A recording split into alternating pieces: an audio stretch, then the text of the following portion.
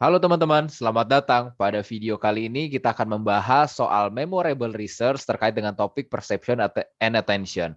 Kali ini saya tidak sendirian, ada Mas Adi. Halo Mas Adi. Halo Mas Jonju, halo teman-teman. Ya, jadi nantinya di video ini kita akan membahas soal memorable research ya, seperti yang tadi udah disebutkan di awal. Nantinya saya akan menanyakan beberapa pertanyaan kepada Mas Adi, ada 4 kurang lebihnya ya. Yang satu, karena tadi terkait dengan memorable research, tentu penelitian apa sih yang memorable untuk Mas Adi. Lalu yang kedua adalah temuan dari penelitian tersebut tuh apa, outputnya apa, seperti itu. Nanti yang ketiga, prosedur penelitiannya seperti apa. Dan yang keempat, mengapa penelitian ini menjadi berkesan untuk Mas Adi? Yes. Oke, kita langsung masuk ke pertanyaan pertama ya teman-teman. Oke, Mas Adi, terkait dengan memorable research di topik perception and attention, dari Mas Adi sendiri ada nggak sih penelitian yang memang memorable kayak gitu? Ya ada Mas Jonju, dan dari semua kalau saya harus pilih, yang saya pilih itu adalah penelitian pandemoniumnya Selfridge. Oke, wah istilahnya ini cukup nggak familiar ya teman-teman, mungkin juga relate nih. Istilahnya agak asing. Oke, Mas Adi mungkin boleh jelasin ini maksudnya apa ya, penelitiannya sebenarnya tentang apa kayak gitu. Oke, jadi penelitian ini adalah tentang visual perception, spesifiknya tentang perkenalan teori-teori visual persepsi dengan pendekatan feature analysis, analisis fitur. Oh, oke. Berarti yang jadi kunci tadi ya feature analysis itu Ya, berarti itu ya. analisis fitur itu adalah istilah kunci sekali tuh di dalam persepsi visual. Oke. Nah, kalau misalkan dari istilah itu sebenarnya maksud spesifik yang mungkin pakai bahasa sehari-hari kita bisa lebih pahami itu seperti apa sih, Mas? Gitu. Yes, jadi cara memahami teori apapun itu, termasuk juga di dalam kajian ilmu psikologi kognitif, adalah bahwa satu teori itu biasanya diinspirasi oleh teori sebelumnya atau penelitian sebelumnya dan melahirkan penelitian atau teori berikutnya. Nah, teori-teori pemahaman-pemahaman tentang analisis fitur atau feature analysis itu adalah argumen bahwa cara otak kita mengenali objek-objek visual itu adalah dengan mengenali fitur-fitur objek tersebut, dengan mengenali bentuk-bentuk khas, ciri-ciri khas visual dari objek tersebut. Ini adalah untuk mendebat teori sebelumnya. Jadi teori-teori sebelumnya itu dikenalnya dengan istilah template theories, teori-teori template. Artinya teori-teori sebelumnya, peneliti-peneliti sebelumnya, itu membuktikan, berhipotesis bahwa otak kita bisa mengenali sebuah objek visual karena otak kita itu punya template-nya, Mas Jonju. Jadi kalau misalnya kita bisa mengenali huruf A, ya itu karena di otak kita itu ada memori template huruf A. Kalau kita bisa mengenali huruf B, karena ada template memori huruf B. Kalau kita bisa mengenali mobil, maka itu artinya karena otak kita punya memori template tentang mobil. Nah, teori feature analysis menolak pendapat itu karena menurut mereka kalau otak kita mengenali objek berdasarkan template, berarti otak kita tuh mesti punya data banyak sekali, karena untuk huruf A saja itu variasinya mungkin ada jutaan. Kayaknya tidak mungkin di otak kita menyimpan jutaan template hanya huruf A. Mobil juga bentuknya banyak, dan kalau misalnya kita mengenali objek berdasarkan template-nya, nanti kalau objeknya berubah sedikit ya kita tidak bisa kenal lagi. Jadi teori analisis fitur ini berargumen bahwa sepertinya kita mengenali objek visual karena kita mengenali karakteristik khusus dari objek tersebut. Huruf A itu mungkin ada bagian yang khusus yang khas, mobil ada bagian yang khas, apel itu ada bagian khas. Nah, teori-teori yang menganggap bahwa otak kita memahami lingkungan luar karena karakteristik khususnya itu disebut sebagai teori analisis fitur atau feature analysis. Oke, ini tadi menarik ya karena teorinya tuh seakan-akan melawan teori sebelumnya kayak gitu ya, Mas ya. Nah, bentuk perlawanannya ini sekaligus masuk ke pertanyaan kedua ya mengenai output kayak gitu. Bentuk perlawanannya jadinya dia mengusulkan apa tuh, Mas? Temuannya apa atau outputnya akhirnya apa? Nah, jadi temuannya begini nih, Mas Jonju. Dan ini untuk temuan pandemoniumnya Selfridge itu sangat spesifik. Bukan saja Selfridge itu menemukan bahwa otak kita tuh mengenali stimulus visual dengan mengenali fitur-fiturnya, ciri khas, mengenali apakah ciri khas tertentu ada di dalam objek yang dilihat oleh mata kita. Itu bahkan Selfridge menemukan bahwa proses persepsi visual itu terjadi melalui 4 tahap. Bukan 5, bukan 6, bukan 3, spesifik sekali 4 tahap. Dan Selfridge bilang bahwa tahap persepsi visual ini terjadi karena ada 4 kelompok saraf yang bekerja secara berurutan. Nama sarafnya adalah image demons, feature demons, cognitive demons, dan yang terakhir decision demons. Jadi itu hasil dari penelitiannya, sangat spesifik. Oke, oke. Iya, tadi spesifik gitu ya, terkait dengan 4 proses yang tadi Mas Adi sempat sebutkan. Tapi kalau misalkan ngomongin 4 prosesnya ini, 4 prosesnya boleh didetailin nggak Mas? Sebenarnya kayak gimana sih gitu ya? Ya, boleh. Jadi gini, secara umum, proses persepsi visual itu terjadi karena mata kita dirangsang oleh objek visual. Dalam hal ini, kalau dalam penelitiannya Selfridge, contohnya misalnya adalah satu kertas yang tertulis huruf A.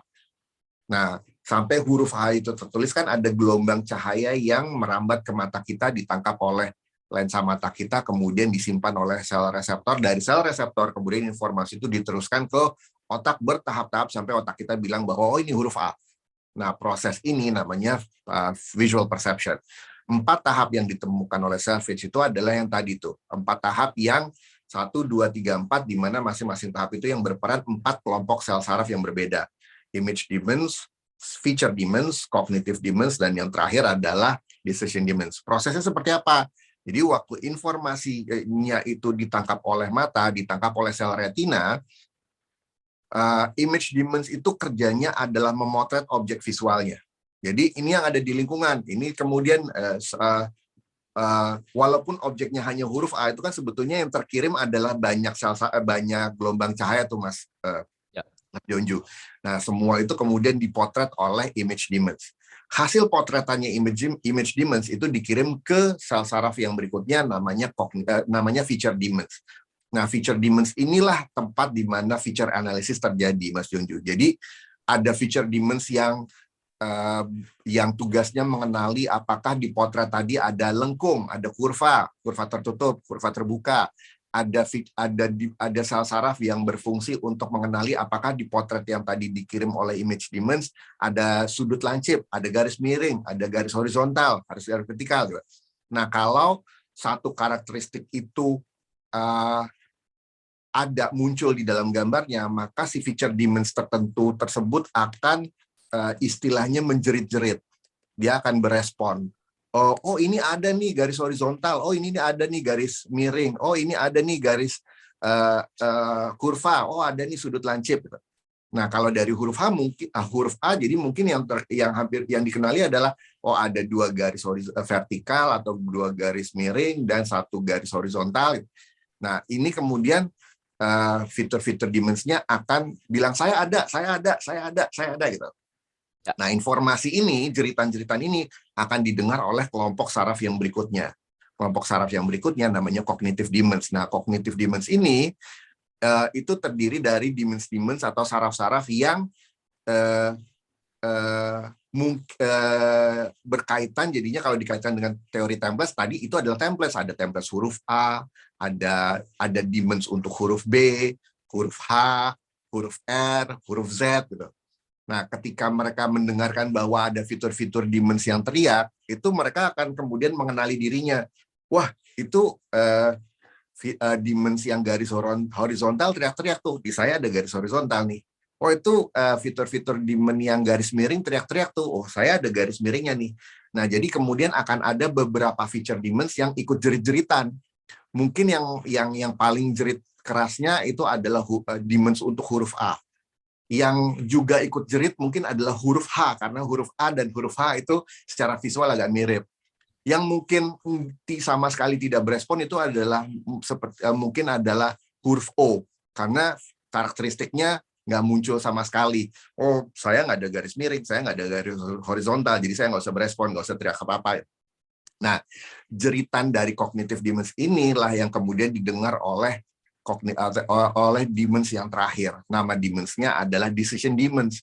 Jadi nanti decision demons-nya akan dengar, oh ini yang jerit adalah huruf A, huruf R, dan huruf H. Kalau lihat didengar dari ceritanya, yang paling keras itu adalah huruf A. berarti stimulus yang di luar tadi yang dipotret oleh image demands itu adalah huruf A. Nah, ini kira-kira adalah 4 tahap proses visual perception. Dan bayangkan itu adalah proses yang terjadinya dalam hanya sepersekian detik, mungkin real time tuh. Ya. Untuk saya cerita aja tadi saya nggak tahu udah berapa menit tuh, mungkin setengah jam, tapi di otak kita itu terjadi dan itu baru menceritakan huruf A. Padahal kan kita bisa melihat potret dunia gitu loh, dan itu semuanya diproses juga dalam sekejap. Nah, itu kan berarti gambarannya otak kita bekerja cepat sekali. Kalau misalnya otak kita bekerja dengan template teoris, kayaknya kesian deh. Ya. Menarik banget tadi ceritanya gimana kita punya otak itu bisa ada empat proses, terus di setiap prosesnya kinerjanya mungkin beda-beda, tapi tetap spesifik dan bisa menghasilkan output yang ya sebenarnya yang sekarang kita rasain kan mungkin di saat merekam video ini juga sebenarnya melibatkan visual perception tuh ya sebenarnya. Gitu Sangat. Mas. Dan tapi yang bikin penasaran ya sekaligus merujuk ke pertanyaan 3. Prosedurnya waktu Selfridge ini bisa mengetahui atau mengenali 4 proses itu gimana tuh Mas? Kok kayak bisa aja gitu ya? Padahal ini kayaknya berarti Selfridge kan jatuhnya sekarang udah opa-opa ya, penelitian yang zaman dulu belum ada teknologi kan, gimana mungkin Mas? Boleh diceritain? Iya, itu poin yang sangat benar tuh. Jadi Mas Jonju, kalau kita kilas balik, kita perhatikan lagi bahwa Selfridge sampai bisa mengidentifikasi ada 4 proses persepsi visual yang terjadi di dalam otak kita pada zaman di mana teknologi digital itu belum tersedia, belum ada satupun teknologi yang bisa ngebaca otak kita, yang sampai sekarang juga mungkin masih sangat terbatas. Sekarang teknologi brain imaging ada seperti MRI, fMRI, kita bisa bukan saja memotret aktivitas otak, tapi bahkan bisa memvideokannya gitu kan. Kan kalau fungsinya kerjanya fMRI atau functional magnetic resonance imaging adalah kita melihat kerja otak ketika sedang berfungsi. Jadi kalau Mas Jonju masuk ke dalam kubah fMRI itu, kemudian di scan otaknya, kalau saya minta Mas Jonju untuk mengarang sebuah lagu, maka nanti saya akan bisa tahu bahwa ketika Mas Jonju mengarang lagu ada bagian otak yang bekerja ini dan ini. Nah, itu saya jadi bisa kenal bahwa kayaknya berarti untuk mengarang lagu, untuk kreativitas, untuk kemampuan bahasa itu adalah bagian otak yang A, B, C, D, E. Tapi itu kan sekarang tahun 1950-an, tahun 1940-an itu tidak ada, dan ini yang jadinya menarik. Nah, sekarang cerita prosedurnya gini Mas Jonju. Ini dugaan saya kalau melihat dari teknologi yang waktu itu tersedia. Jadi subjek penelitiannya Selfridge itu di kepalanya ditempelkan elektroda. Elektroda ini fungsinya adalah untuk mendeteksi apakah untuk mendeteksi sinyal listrik yang terjadi di dalam otak kita. Jadi pada dasarnya sel-sel saraf kita bekerja berdasarkan prinsip elektrochemical.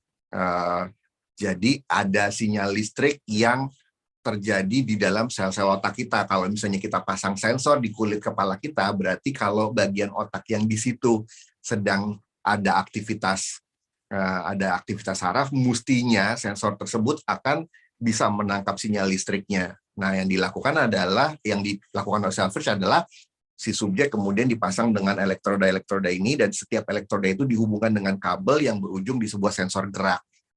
Kalau misalnya ada tegangan listrik yang terdeteksi, maka nanti sensor ini akan menggerakkan sebuah jarum. Semakin pemicu listriknya itu kuat, maka akan semakin kuat juga gerakan jarumnya. Nah, ujung jarumnya Mas Jonju itu diberikan tinta. Jadi ketika jarumnya itu bergetar, karena di ujungnya ada tinta, kemudian jadi ada sesuatu yang tertulis gitu kan, kayak pena. Nah, sekarang di bawah tintanya itu ditaruh kertas, dan kertasnya itu berjalan. Jadi yang terjadi adalah si gerakan itu membuat sebuah grafik yang menunjukkan kekuatan sinyal listrik yang terjadi di bagian bawah otak kita, di bagian kulit tertentu. Nah, sepertinya yang dilakukan Selfridge adalah subjek diberikan stimulus, misalnya huruf A, huruf B, huruf C, dan kemudian dilihat tuh respon dari elektroda seperti apa, dan kemudian bentuk grafik yang terjadi seperti apa. ternyata hasilnya adalah dari sekian macam kertas grafik yang muncul, sepertinya ada 4 aktivitas secara berurutan yang terjadi di kelompok-kelompok elektroda tertentu. Dari situlah kemudian Selfridge jadinya menduga bahwa kalau persepsi visual itu berarti ada 4 tahap proses. Jadi kalau dilihat dengan keterbatasan teknologi pada saat itu, sampai dia bisa menemukan metode untuk menginvestigasi dan membuktikan hipotesisnya, itu benar-benar sebuah terobosan pada saat itu. Ya, jadi dari proses yang kayak gitu, prosedur yang kayak gitu, bisa sampai menarik kesimpulan itu tuh proses yang wow banget gitu ya, Mas. Iya, Dan itu sangat wow. cikal bakal lahirnya yang teknologi sekarang tadi kayak MRI ataupun fMRI itu bisa dibilang sebenarnya dari situ juga gitu ya, Mas ya. Sekarang dengan fMRI jadinya ya, instead of bukannya ada tinta yang dihubungkan dengan sensor gerak, tapi dengan kameranya sudah bisa memotret sesuatu menembus kulit dengan teknologi X-ray, dan kemudian yang tertangkap oleh kamera X-ray itu sepertinya kemudian direkam menjadi video. Itu kan sudah lebih advance. Tapi maksud saya gini, Mas Junju, menurut saya teknologi mesin fMRI itu tidak akan dibuat kalau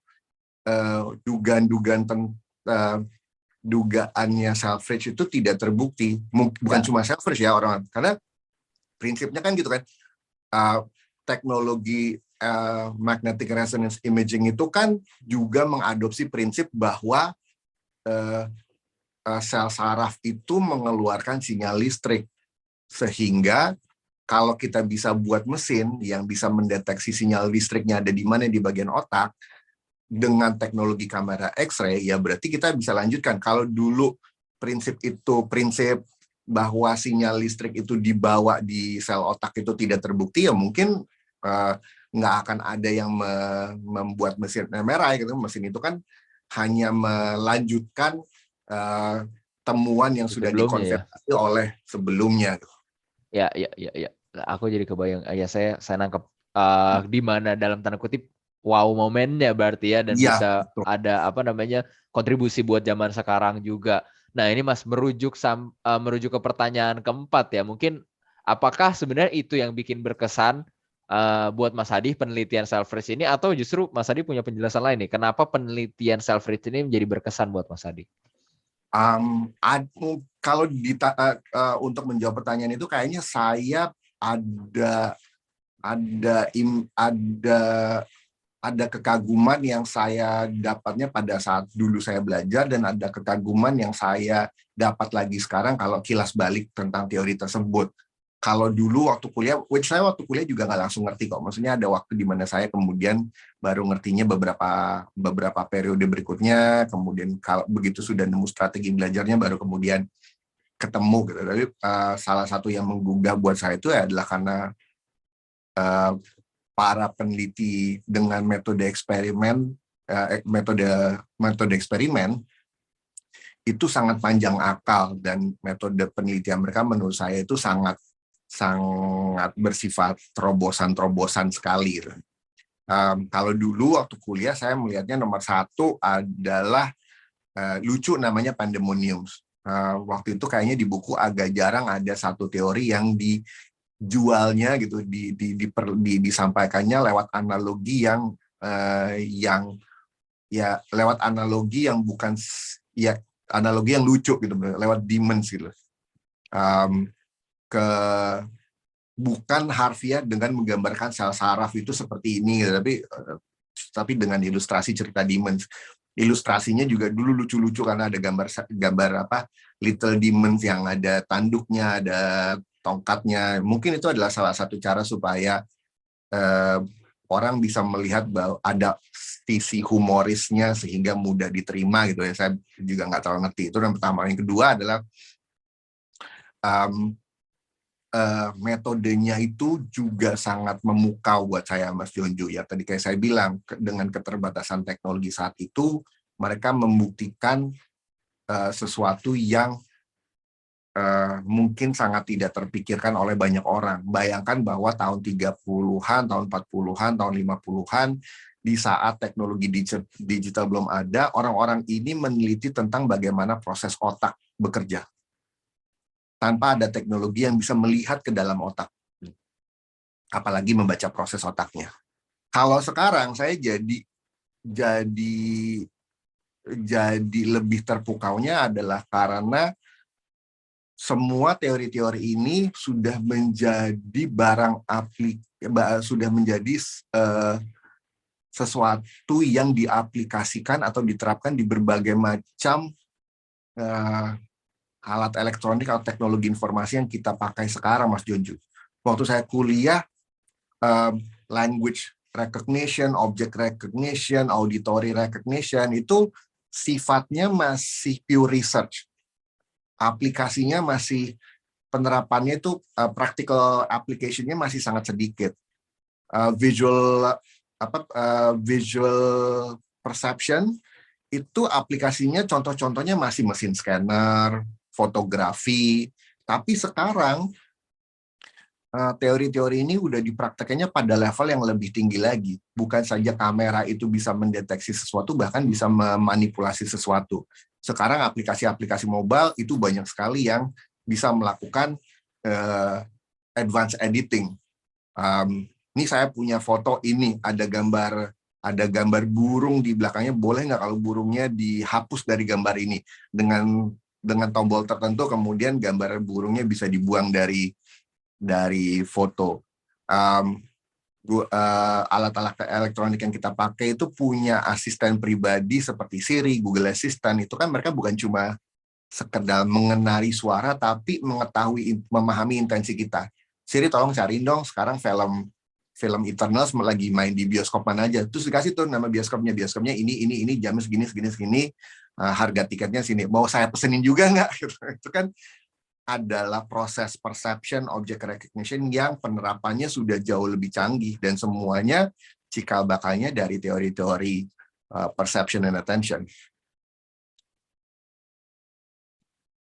Oke, dan itu yang bikin berkesan berarti ya kalau misalkan buat Mas Adi. Ya memang kalau dulu mungkin belum kebayang penerapannya, tapi ternyata Ya. sekarang udah jadi realisasi semua tuh. Bahkan tadinya mungkin ketahuannya tuh justru penerapannya dulu, tapi tanpa kita tahu, oh ini asal muasalnya tuh dari teori yang dulu kita pelajarin gitu. Dan ketika Ya. tahu itu justru ya dalam tanda kutip kepuasannya, oh ya berarti yang dulu aku pelajarin, dulu Ya. saya pelajarin tuh justru luar biasa efeknya di zaman sekarang Ya. kayak gitu ya.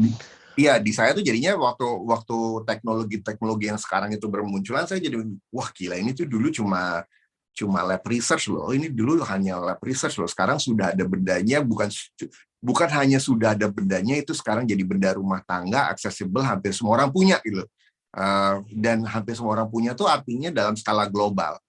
Kalau saya pikir-pikir lagi, ini membuat kayak teori-teori yang saya baca, peneliti-peneliti yang tadi kita ceritakan, itu tuh bukan cuma sekedar tokoh, itu tuh mereka hero. Itu yang nggak terbayang buat saya dulu tahun 90, bahwa orang-orang ini teorinya sebegitu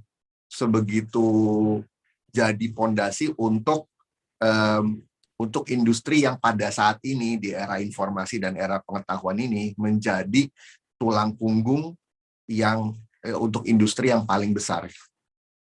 Ya. Dan itu memang sangat berkesan sih sebenarnya ya kalau misalkan kita pikirin sekarang. Nah, teman-teman, terkait dengan topik memorable research, kurang lebih pembahasannya seperti itu. Kebayang ya teman-teman gimana menariknya belajar ini kalau misalkan kita udah tahu juga penerapan yang akan datang seperti apa. Mungkin di kepala teman-teman sekarang masih abstrak betul sih penerapannya seperti apa. Tapi jangan tutup harapan bahwa di kemudian hari mungkin aja ada teknologi yang lebih luar biasa dari yang hari ini Mas Adi ceritakan gitu ya. Yang asalnya sebenarnya juga dari teori ini asal muasalnya. Kurang lebih seperti itu. Dari Mas Adi mungkin ada yang mau ditambahkan sebelum video ini kita tutup? Sedikit sih, ini kan salah satu video pertama kita untuk seri-seri ini ya Mas Junju ya. Waktu kita ngobrol dengan beberapa mahasiswa dan menanyakan kepada mereka kesulitan mereka belajar teori psikologi belajar dan kognitif apa, yang banyak disampaikan oleh mereka kan adalah banyak sekali istilahnya. Itu kurang lebih sama dengan tantangannya belajar tentang psikologi kognitif dan psikologi belajar waktu saya kuliah, mungkin juga waktu Mas Jojo kuliah. Nanti kita akan ngobrol lebih jauh bagaimana caranya mengakali istilah-istilah itu. Tapi kalau misalnya teman-teman lihat lagi bahwa di balik potongan-potongan cerita penelitian yang teman-teman baca dari buku itu sebetulnya ada cerita-cerita yang akhirnya itu mengarahnya kepada hal-hal yang menggugah. Kalau kita lihat Hollywood kan, Hollywood menceritakan ilmuwan juga sebagai hero tuh, John Nash dari The Beautiful Mind. Dia nggak menceritakan tentang teori matematikanya saja, tapi bagaimana pengalamannya dia itu sampai yang melahirkan teori matematikanya. Alan Turing di film Imitation Game itu kan juga digambarkan bukan tentang bagaimana Alan Turing itu adalah ahli matematika yang ahli matematika, tapi bagaimana dia itu berjuang buat negaranya supaya dia bisa memecahkan kodenya Hitler. Cerita-cerita itu sebetulnya adalah cerita heroisme. Jadi si ilmuwan itu menjadi hero karena mereka berjuang untuk membuktikan hipotesis mereka. Kalau kita lihat dari sudut pandang itu, teori-teori kita baca di buku teks itu jadi punya sudut pandang yang ekstra dan menggugah. Dan kalau misalnya cerita-cerita itu menyentuh emosinya teman-teman, untuk mengingat materi-materinya jadi lebih mudah, dan semua konsep-konsep yang diperkenalkan bukan hanya sekedar sekumpulan istilah untuk dihafal. Mudah-mudahan panduan-panduan kita akan membantu teman-teman untuk bisa membantu strategi-strategi belajar ini. Oke, kurang lebih seperti itu teman-teman pembahasan mengenai memorable research di topik perception and attention. Selamat mengeksplorasi, selamat belajar. Sampai jumpa. Selamat belajar. Bye.